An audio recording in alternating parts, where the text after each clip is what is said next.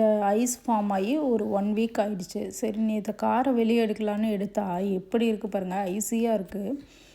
காரே வந்து ஸ்கிட் ஆகிடுங்கிற மாதிரி கொஞ்சம் கேர்ஃபுல்லாக தான் எடுக்க வேண்டியதாக இருந்தது.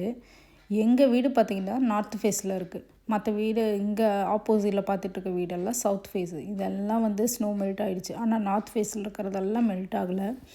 வெளியே போனாலுமே ரோடெல்லாம் கொஞ்சம் வந்து கிளியர் பண்ணியிருந்தாங்க. அது ஐஸ் எல்லாம் கொஞ்சம் மெல்ட் ஆகிருந்தது. ஆனால் அந்த மாதிரி பார்க்கிங் லாட்டெல்லாம் ஃபுல்லாகவே ஸ்னோவாக தான், ஐஸியாக தான் இருந்தது. அதுக்கப்புறம் இன்றைக்கி காலையில் பார்த்திங்கன்னா இந்த பேக்யார்டு ஃபுல்லாக வந்து ஸ்னோ ஆல்மோஸ்ட் வந்து மெல்ட் ஆகிடுச்சு.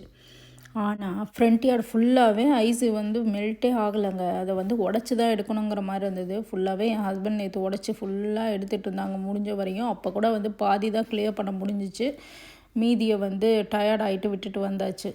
இதில் பார்த்தாவே தெரியும், எங்களுக்கு ஆப்போசிட்டில் இருக்க வீடெல்லாம் சவுத் ஃபேஸ். அவங்க எல்லாம் இதெல்லாம் உடைக்கவே தேவையில்லை, அவங்களுக்கு இவ்வளோலாம் கஷ்டப்பட தேவையில்லை. அவங்களுக்கு தானாகவே வந்து மெல்ட் ஆக ஆரம்பிச்சிச்சு.